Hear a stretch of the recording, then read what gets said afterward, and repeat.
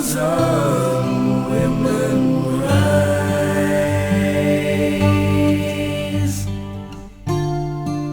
Amazon women weaving rainbows in the sky.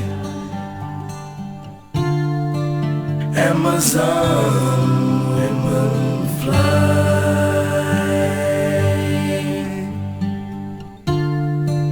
Amazon women fly.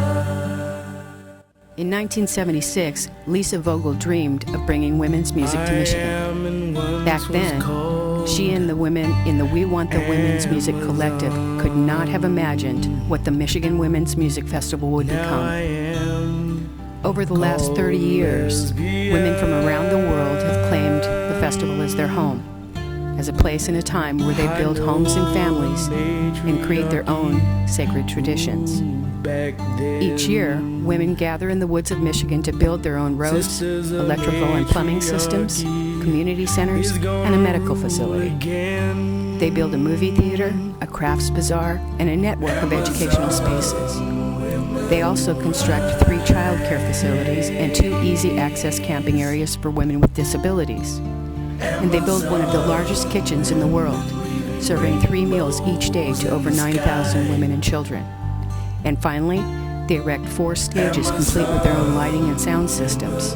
But the Michigan Women's Music Festival is more than just a festival. It is where women come together to create a culture that sustains them throughout the rest of the year. Welcome! Welcome, sisters, to the 30th Annual Michigan Women's Music Festival. We call it just Michigan. The poor people who live in the state of Michigan, we just say, oh, Michigan, you go, I'm going to Michigan, and we're supposed to know what that means. And we do, you know, we do. The first time I came, I had just gotten sober, and a friend of mine said, this is important. And I said, but I have a job, blah, blah, blah. She said, quit. It's important. And I went, you know, I was 25, who knew better? I said, okay. So I quit, literally walked out of my job and came here. I was an hour away from the Women's Festival. I could feel the energy. I was so excited. I was bursting with joy. So, I don't know if she had a sense that this would be important for me, or if she is just such a staunch Michigan, you know, member, Michigan, you know, citizen, that she knew it would change my life. And it did. I had no idea what a sense. I had never felt at home before, I think. I had never felt like I belonged anywhere. And from the minute we came on the property, it was like, oh, this is what it's about. Oh, this is where I'm supposed to be. Oh, these are my people. Okay. It's the feeling of belonging, and for 1 week out of the year, we can be exactly who we want to be. And we can kiss in public, hold hands, and smile at each other, and not get stared at. We can celebrate being women. When they have that sign out there that says welcome home, that's exactly what it is. This is home for a week. It's home. On our trip here this year, it's like, we're going home, we're going home. Because it just feels like home. The whole festival has been home for me. It does feel like home. It's lovely. I love to see people that love each other and give each other love even though they don't know each other. The group of us that, you know, come and camp together, it's a family. Being on the land is a measure of safety. Being amongst black women on the land or women of color on the land is a complete feeling of coming home, you know? I tell people all the time that A, it is true that there's no place like it. B, that the sense of community is overwhelmingly powerful. I think that's, you know, it's a woman's thing, you know, just being here and with all these amazing women. I've never in my life experienced anything like it. And that's what Michigan is all about, you know, the gathering of women from all over the world. You know, it makes you have goose pimples when they do the opening and they start speaking all of these languages that you don't even understand, and you know that we're connecting all over the world. It's absolutely a culture of its own. It's absolutely the embodiment of lesbian culture. This place brings everybody. I mean, you've got leather dykes, you've got, you know, radical eco-feminists, you've got people over here grilling hamburgers and people over there going, you're animal killers. You've got every kind of representation. You know, you've got women in Birkenstocks and women in LL Bean shorts and women naked and women in sarongs and women in, there's everything here. And so the coming together and blending of that is really the embodiment, I think, of the worldwide lesbian culture. It really is. This is when it all kind of comes together in a fishbowl so we can look at it. Back in the old days, there wasn't a lot of places to go hear the music. There weren't that many records. I mean, we were hungry for it. And it was part of what was happening in the women's movement, too. I can remember that they had this wooden stage and it was just maybe a foot off the ground. It wasn't like a really tall one. And they had the generator, this gas generator right behind it roaring. So it was really hard to hear the music over the roar of the generator. And it failed. And it rained. And it was just, I mean, everything went wrong. Speakers blew out. Everything went wrong. Well, it was different because we came in and you parked your car and you ran over a field. And by the time you got to where you thought you were going to camp, women were pulling off their shirts, and that astonished you. And it was just amazing that, you know, because there was no structure. You just came in and parked your car and ran over this field and found a place to put up your tent. It was very primitive. And I remember it was cold.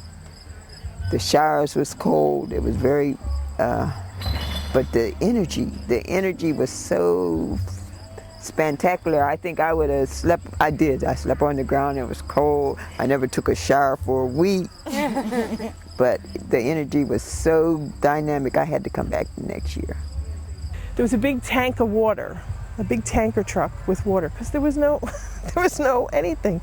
And there was a hose at the end of the tanker truck, and that was it.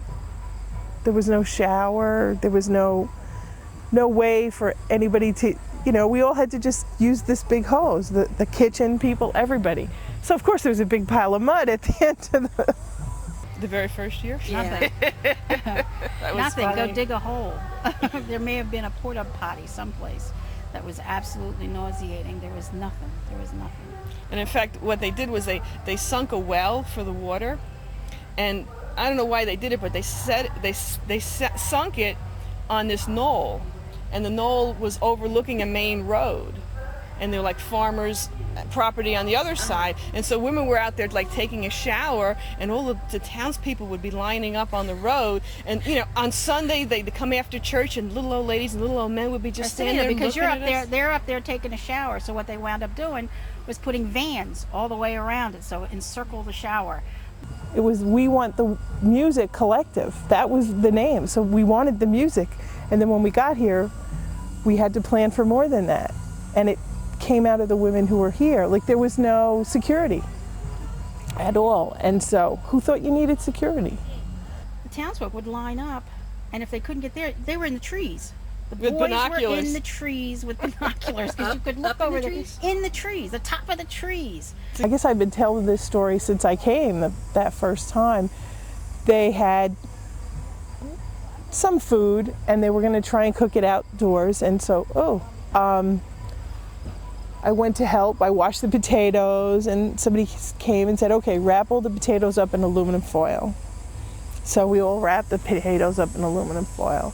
And then somebody else came by and said, don't wrap them up in aluminum foil. Aluminum foil, that's terrible. So we unwrapped the potatoes from aluminum foil. And then, of course, you know, the first woman came back and said something about, why didn't you wrap the potatoes up in aluminum foil? And at that point I left. Because the potatoes weren't cooked, and neither was the corn. And that's all they had. And watermelon. Potatoes, raw potatoes, raw corn, and watermelon. Well, they made an attempt to cook it, but they were cooking in a big 55-gallon drum. And it was very hot during the day, the way it is now. And, you know, there was no health care, there was no womb at the time. And so suddenly women were getting heat stroke or, you know, getting really bad sunburn. So they'd announce from the stage and they made a place. So the women who were there said, okay, we have to do something. They didn't say, well, who's going to do something about this? You know, who's going to do something about security? Who's going to do something about women getting sick? The women who were there did it because we can do it. That's what I remember was so exciting and empowering about it. And it wasn't the first festival, and I don't even think it was the second, but at one of the earlier festivals, there was this woman who came, and her name was Z Budapest, and she had women circling underneath the moonlight and chanting and calling us witches and talking about how we was Amazons and we was gonna rise. And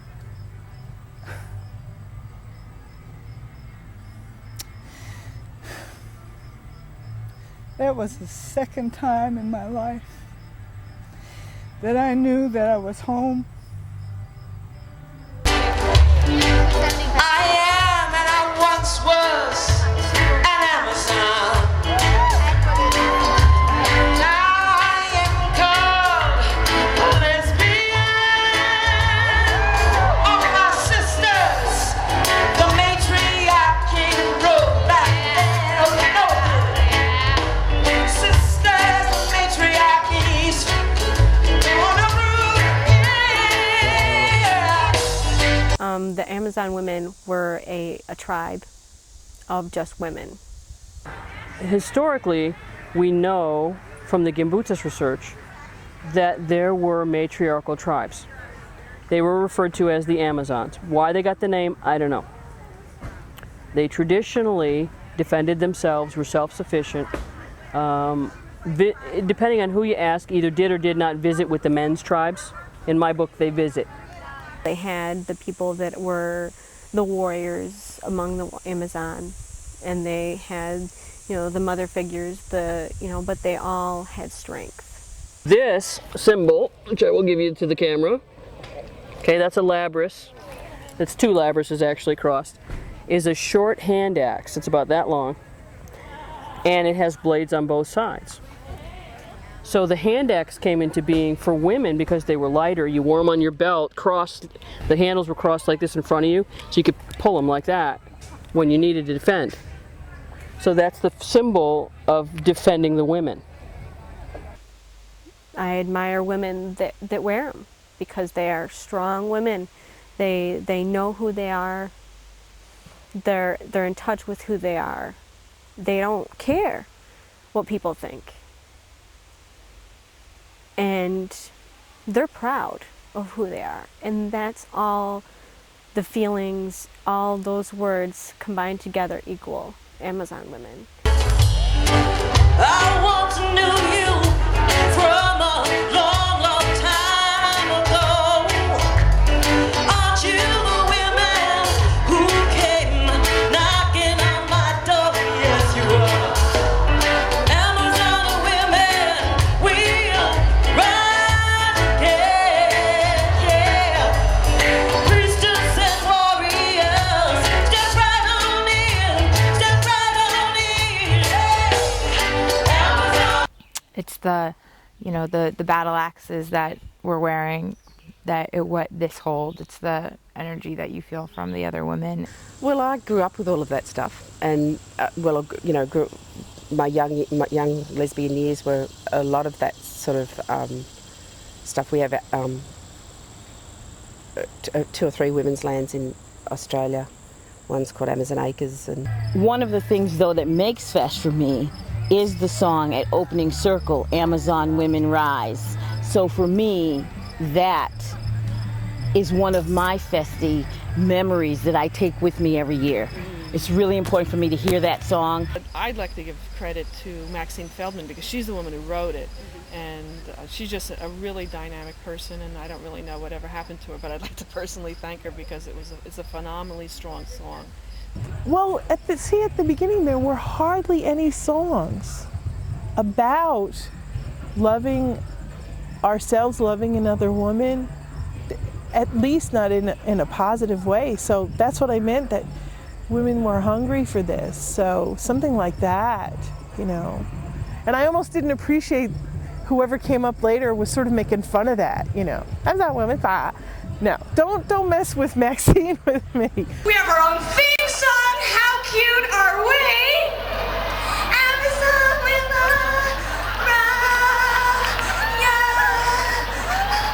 Amazon women, we're driving home in the car. Amazon women do laundry for you.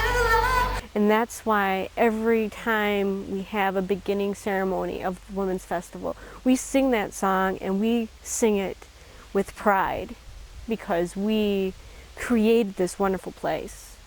We are Amazon women.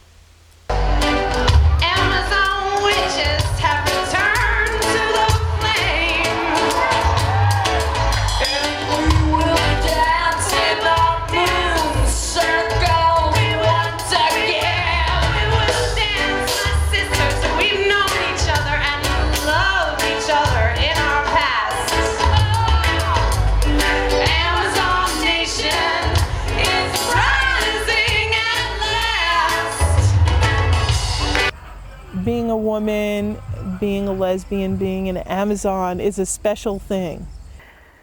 You know, all I can say is that the festival's going to, for me, it gives me kind of a reconnection to my core self of who I am, who I believe I am, who I know, you know, that I am. It's really powerful for me to hear that song because it just solidifies your self-worth as a woman. And so I have to hear that song once each festival, and I'm cool. How that relates to Michigan is it resonates.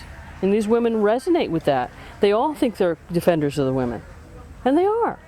They go out there and live in the world and get oppressed and beaten up and, you know, killed and just beaten down out there day after day after day. Because they won't not be who they are. They will obstinately go out there and be who they are no matter what you do to them. Those are defenders of the women. And that's why that symbol resonates with us, because it's a time in ancient history when we know we were strong. Yeah, absolutely. There is a place for me, a butch woman, a feminist, and a witch. Butch witch. Amazon women, rise. Amazon women, weave rainbows in the sky. Amazon women, fly, fly, fly. Yeah. It was late 60s, early 70s. Again, that time in the history of the United States and the second wave of feminism, where these many different forces began to merge. Feminism meets the ecology movement, meets this. I like to think about the goddess movement, and the origins of that really is just an idea whose time needed to come again. And so women started getting messages, transmissions. I mean, creating art that was, you know, about the sacred female. And a lot of women creating art, they didn't have a clue as to why they were doing it. Writing songs and ideas coming to them that they had no idea, how did this come? Because in the early years, the feminist movement was not interested in spirituality because of the influence from the left. So it wasn't like the feminist movement had this sensibility or had this as this idea of the goddess at all. In fact, it was in the early years, it was looked upon like, oh shit, you know, what's this thing coming to distract us from, you know, getting the ERA passed and all that stuff. I sold my soul for their praises, and not even I knew what stirrings inside. Said the heart is the only nation. What we do here is very subversive. And if they knew it, I mean Michigan, I mean something like Michigan, which to me is the heart, the beating heart of it. The beating heart of the women's movement in the world, globally now, is here beating at Michigan. The revolution will not show you pictures of Bush, Ashcroft, Cheney as your big strong daddies, protecting you from terrorists while they terrorize the world.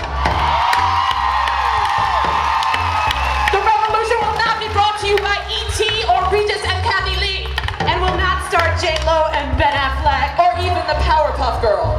The revolution will not have a milk mustache. The revolution will not be thrown up after every meal. The revolution will not be starving to look good, or told that she's too big, too fat, and that means ugly.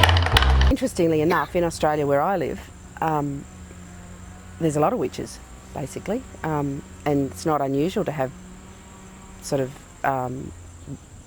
circles, and they're all advertised, in fact, but not on the level of Michigan. I love the art and there is a spirituality here though too that I feel. Maybe it is a spiritual thing. Maybe it is, you know, actually getting in touch with land, and land that's been consecrated for 30 years with, you know, blood, sweat, and tears of all these women that have put things in, you know? And I love, what informs me is the things that are around women, the things that are simple and available to us, that can be hidden. I think that from perhaps in our bloodlines or our memory lines, something about being persecuted for what we knew and for being powerful women. It continues. And when I look at, you know, the major construction, I look at the organizing, it's very sacred because women are thinking about what are the needs and desires of women, and they work on fulfilling it. It's a process that was begun long ago now, decades, and well, yes, decades and decades. I mean, look at the suffragettes, and I mean on, back and back, the women were on whose shoulders we're standing. Like the wands of the women for May. June Jordan, Barbara Smith, Sonia Sanchez, Adrienne Rich, Flannery O'Connor, Ruth Ellis, Bell Hooks, Phil Kennedy, Gertrude Stein, Dorothy Angela Davis, Mary Daly, my mother, my grandmother, and all the other women before me. Women before me. Women before us. I would defend the right for the land to be here, and I would defend it from any kind of desecration.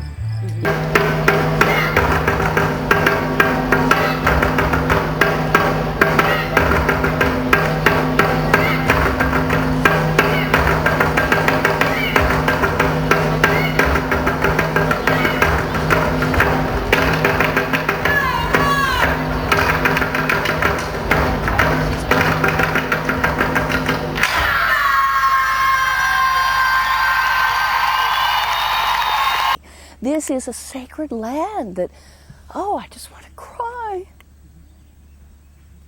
I cried so much. It's so phenomenal, this place. There is no division, really, between politics and spirituality. As much as in patriarchy we like to compartmentalize. Patriarchy, in the way I understand it, it keeps itself going because it does compartmentalize. So you don't notice the connections between things. Mm-hmm. So part of what feminism has been about for me is noticing the connections between everything. And in the craft, the practice of magic is based on noticing the connections between everything. We are taking the world of white supremacist, capitalist patriarchy. We are taking it carefully and absolutely apart.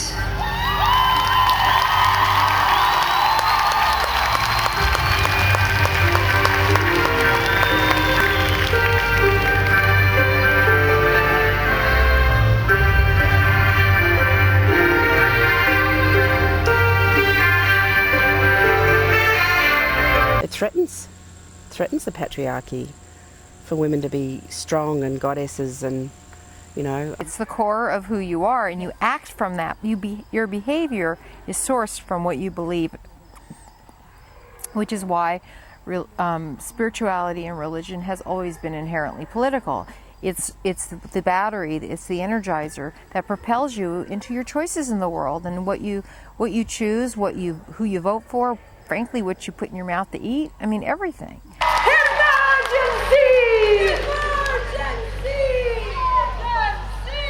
We are not happy with the situation on this planet. God damn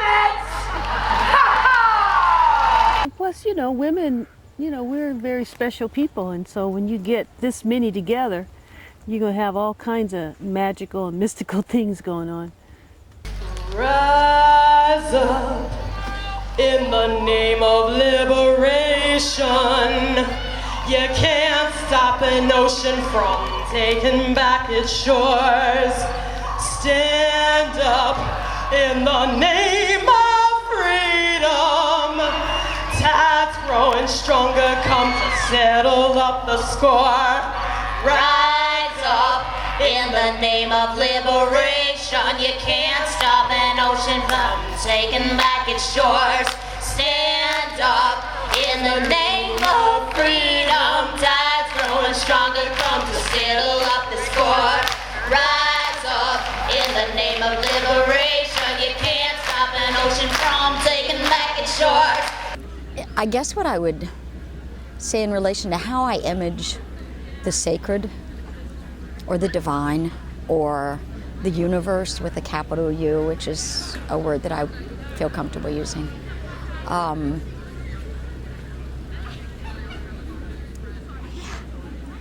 have this sense that it's either all or nothing, that there's no such thing as the sacred and the secular, for instance. That if everything isn't sacred, then nothing is. Freedom, rise up, you are freedom. Rise up, you are freedom.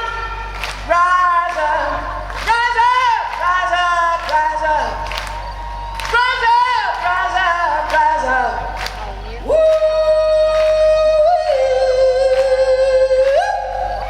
It's just this fairy land. These ancestors of this land, these trees, all of it. So it sounds kind of goofy, but I'm really a pantheist at this point. I find the divine moves around, and keeps surprising me. And is it okay to just cry through the whole thing? Sure. My mother died 4 years ago, and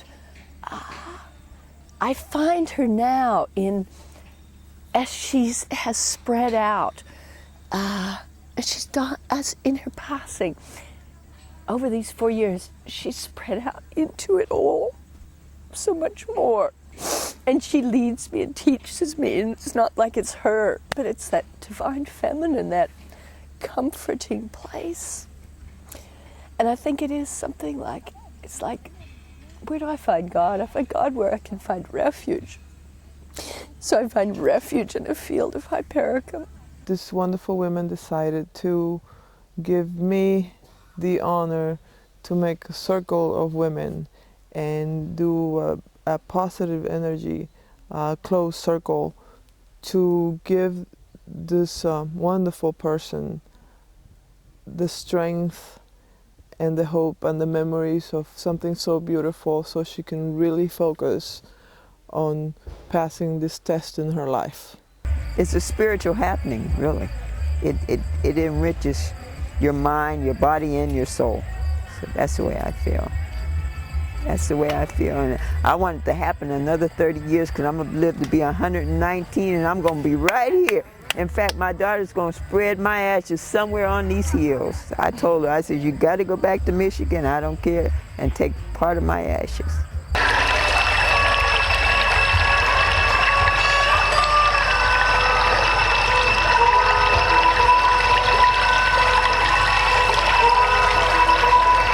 But it also became something else to her. because it's a real important thing to her. It's like a spiritual journey.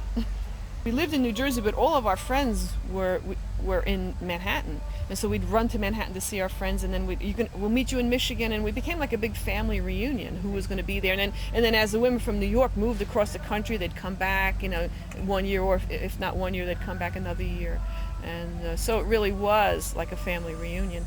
But to me, it was like more of a spiritual thing because it was almost like I replenished my battery so that I could face, I could see the good of a whole lesbian community, because we were not in a community in New Jersey. It was just me and Kathy. And I just felt the worries, the fears, the everything, all the garbage that we bring, it was gone.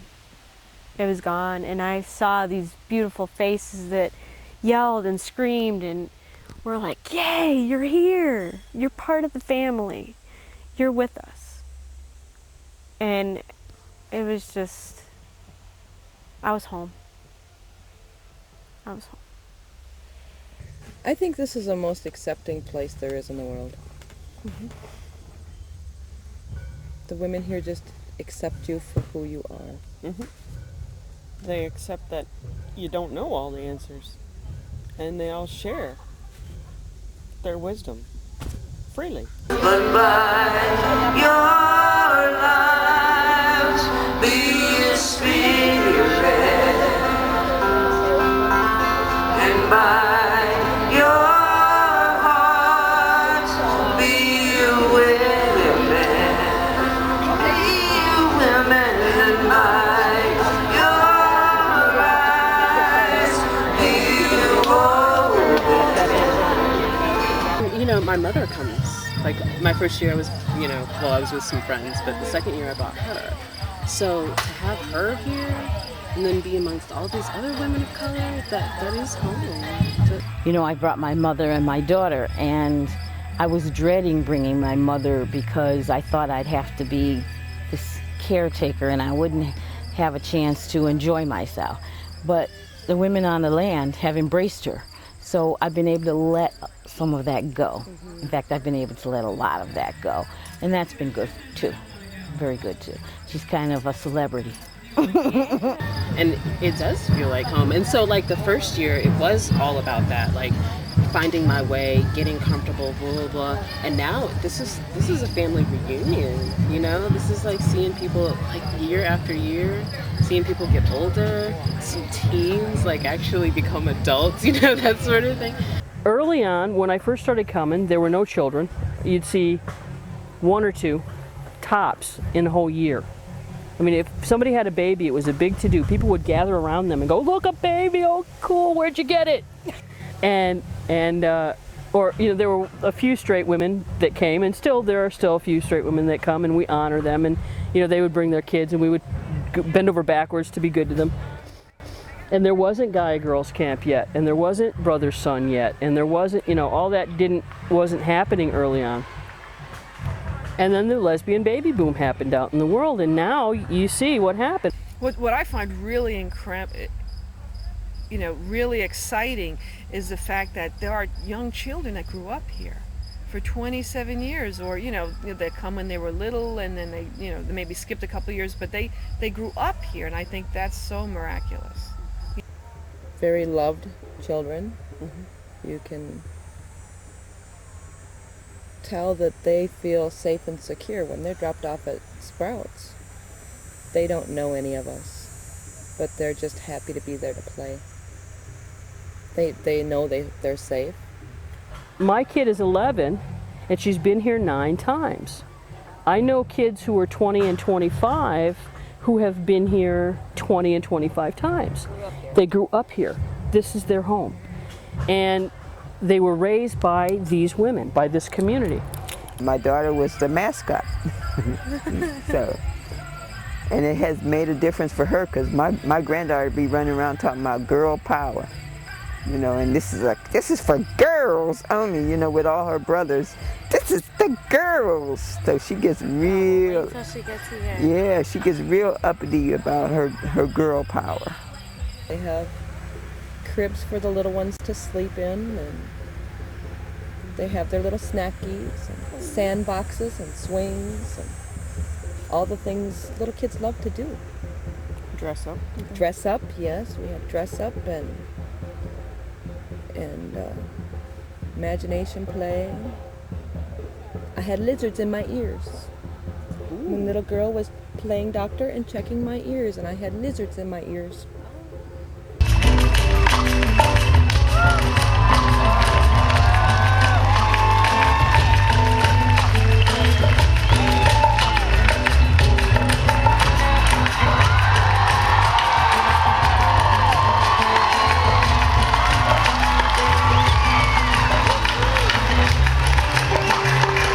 Yesterday, there was a woman who came in on the shuttle, on the flight to Grand Rapids and took the shuttle here.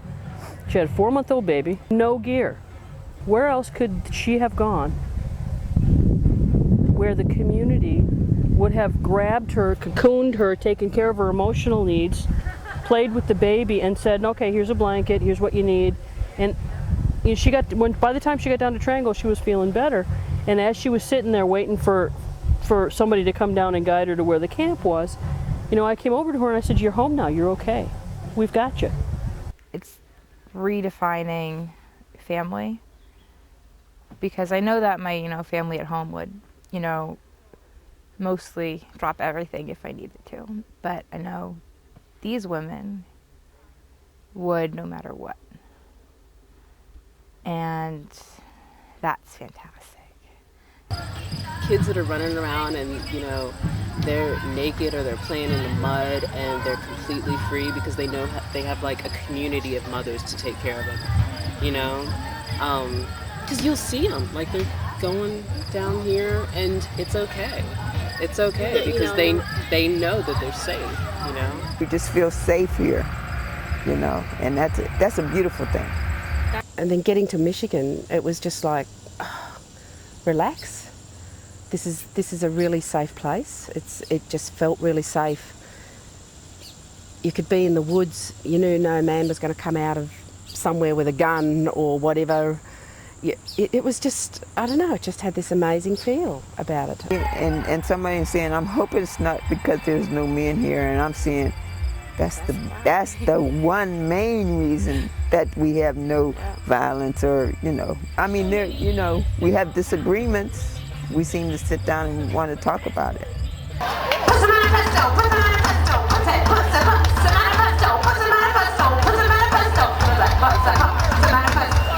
This motherfucker number 3.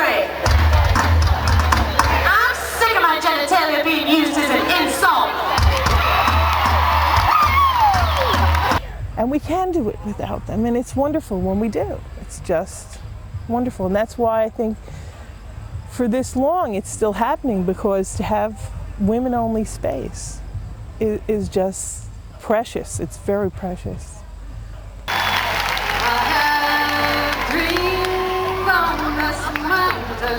First I was my mother's daughter, and you can't just take my dreams away.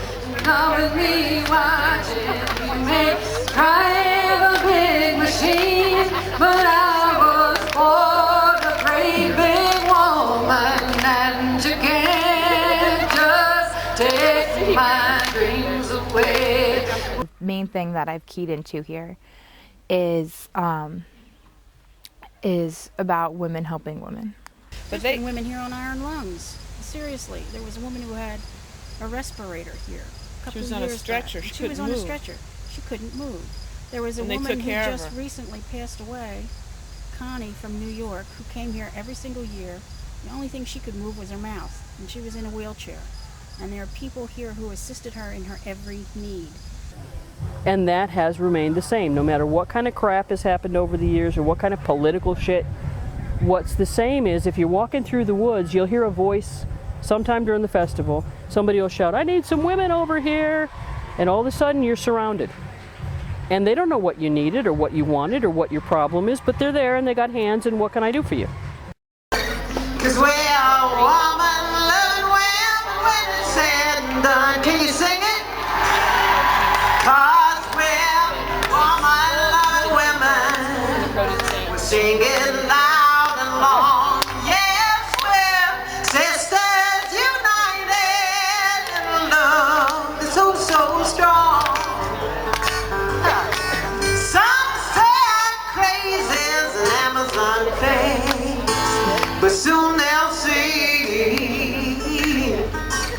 that we are woman, loving women, and that's all we'll be. And lots of things have evolved over the years, policies, and you know, there's always a problem. Every year there's some crisis. You can't bring 6,000 women out into the mud under sometimes adverse weather conditions, teach them how to get along in a week. But somehow it works. And there's rough edges and this stuff happens and we deal with it. Temptation, frustration, desolation is haunting our peace.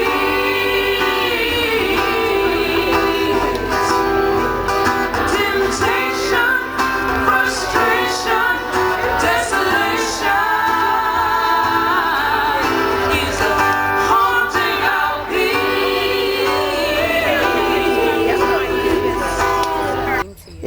It's like coming back and getting your batteries recharged for the year. I mean, that because I say I'm a lesbian, and that means to me that I get all my energy from women, I get all my power from women, and this is the most powerful place to come to get that energy, that battery, that charge. Yeah. Reach out the floor to ceiling. You can't escape your reflex. Inside your heart is racing. When you see your shadows chasing.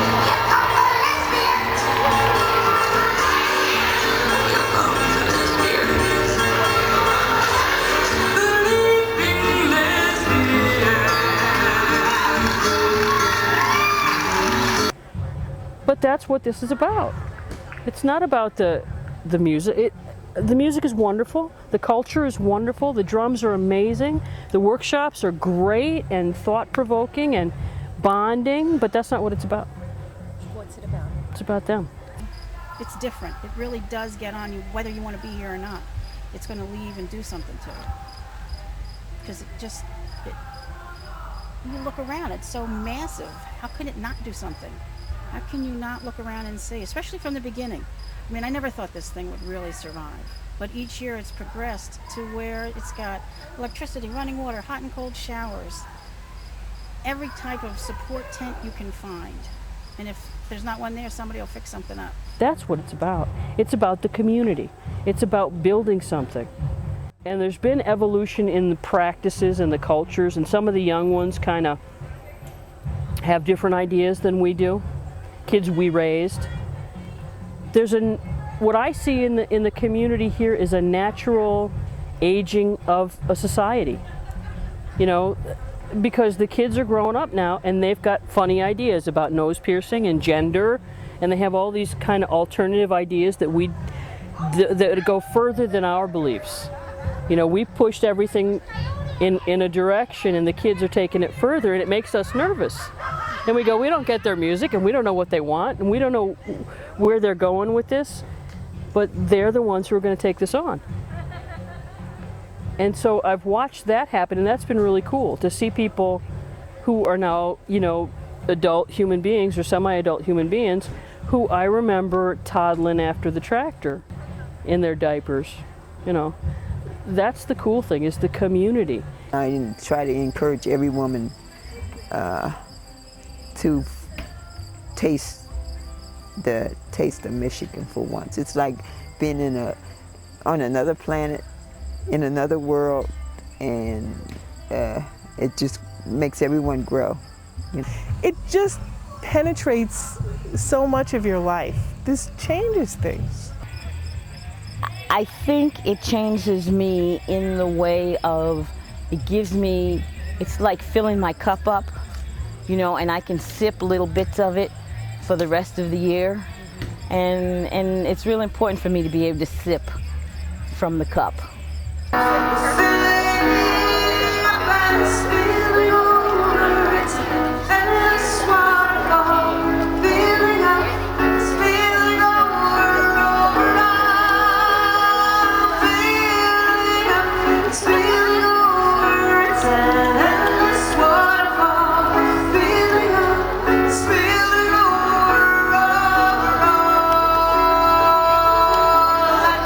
And everybody takes a piece of it home. You know, on a long winter night, I can close my eyes and hear tractors. And as long as I can do that, I remember who I am. It helps me survive out there. Because I remember that, oh yeah, that's right, there is someplace I belong. My community's over there, I know where it is. And that helps me get along in times when I don't know what I would do if I didn't know that, if I didn't have that center.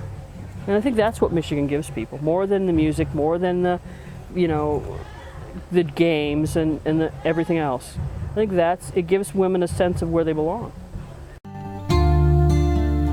The goddess has not forsaken me. She's just reawakening in you and me. Heal yourselves, practice your crafts of the wise. Amazon nation is about to rise. Amazon women rise.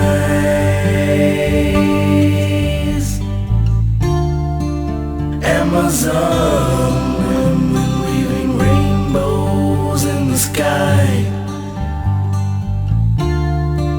Amazon women fly.